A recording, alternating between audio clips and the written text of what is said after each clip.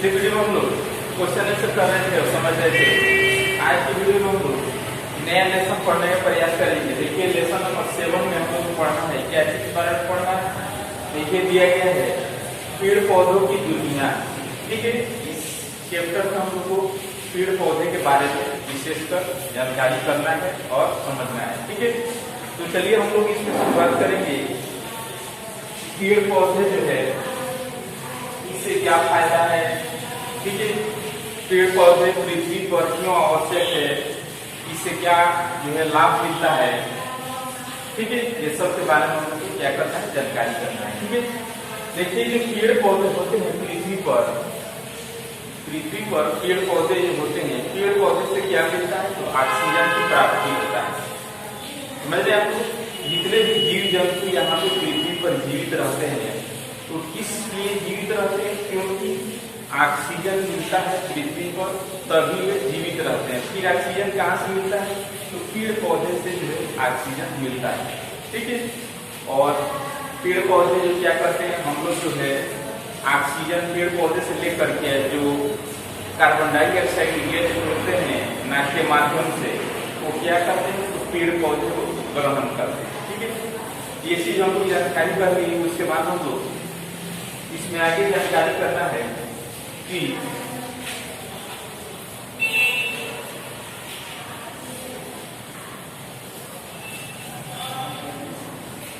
पौधों के जो है पौधा जो होता है इसका जन्म कैसे होता है, इसका बीज के बारे में, इसका तना के बारे में, इस सब जानकारी हम लोग को क्या करना है, करना है। ठीक है, देखिए इसमें लिखे हैं पौधों को 3 भागों में बांटा गया है। इससे पहले हम लोग को जानकारी करना है कि तना क्या होता है। ठीक है, उसके बाद जड़ क्या होता है, उसके बाद पत्ती। ठीक है, क्या थी, तना, जड़, पत्ती, बीज। ये सब के बारे में पूरे लेसन में, इस 7 लेसन में जो है हम लोग को पेड़ पौधों की दुनिया में देखिए तना, जड़, पत्ती और बीज के बारे में हम लोग को विशेषकर क्या करना है, जानकारी करना है। ठीक है, तो तना किसको बोलते हैं, जैसे पेड़ पौधे जो होते हैं, जैसे मान लीजिए कि कोई पेड़ है,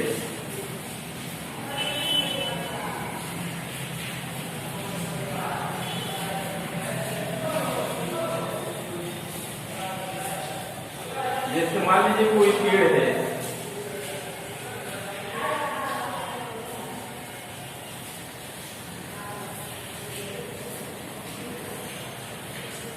पेड़ की जो ये पार्ट जो होता है इसको क्या बोला जाता है, इसको जो है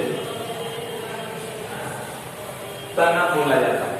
ठीक है, ये किसी भी पेड़ का हो, जैसे मान लीजिए आम का पेड़ हो, चाहे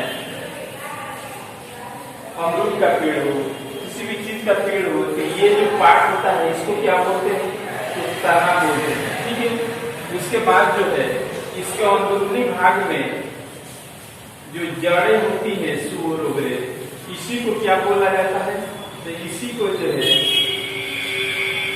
जड़ बोला जाता है। ठीक है, उसके बाद जो है पत्ती किसको बोला जाता है, पत्ती जो है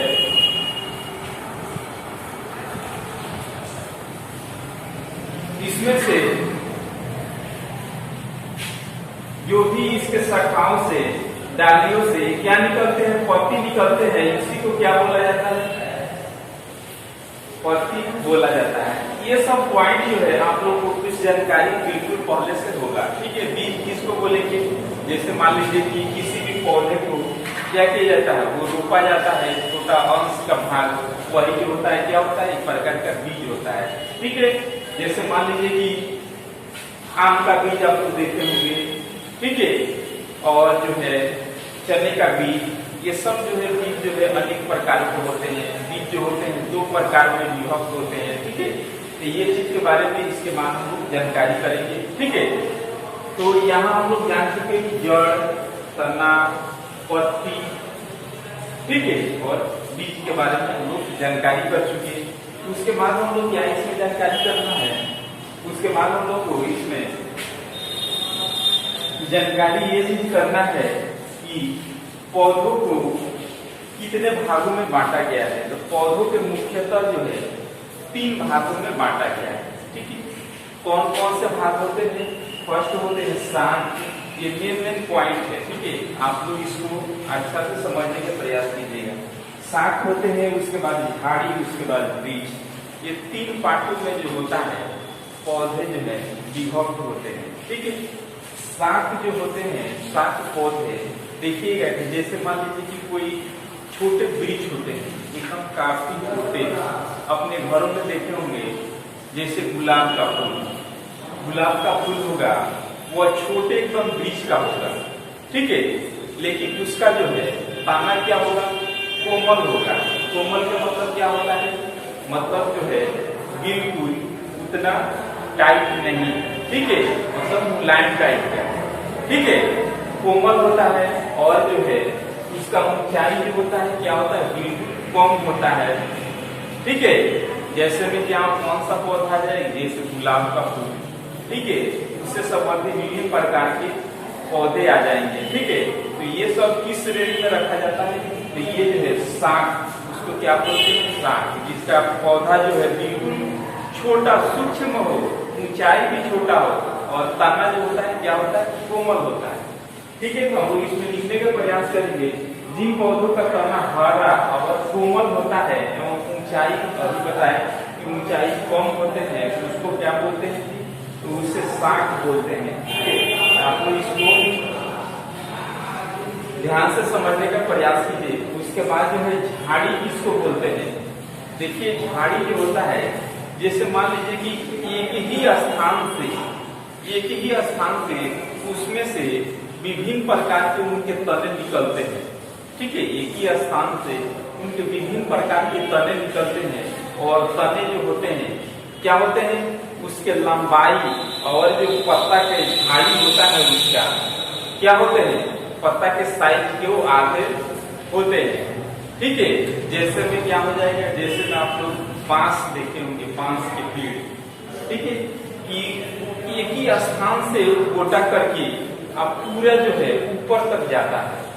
ठीक है, उसी के लंबाई के जाता है। ठीक है, तो वो किसके अंतर्गत आ जाएगा? ये झाड़ी के अंतर्गत आ जाएगा। ठीक है, तो हम लोग इसमें लिखने का प्रयास करेंगे। जिन पौधों में शाखाएं तने के आधार से अधिक संख्या में निकलती है एवं जिनका तना सख्त पतला होती है एवं उसे क्या बोलते हैं? उसे झाड़ी बोलते हैं। उसके तना क्या होता है जी? पतला होता है और काफी मात्रा में झाड़ी के रूप में चारों तरफ फैल जाता है। ठीक है, तो जैसे में क्या हो जाएगा? बांस अभी बताया, तो किसके अंतर्गत आएगा? झाड़ी के अंतर्गत आएगा। ठीक है, उसके बाद नेक्स्ट हम लोग जानेंगे क्या चीज?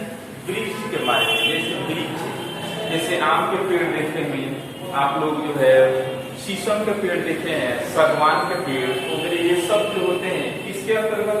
तो ये पौधे का जो है तीसरा भाग के अंतर्गत आते हैं, यानी वृक्ष भाग के अंतर्गत आते हैं।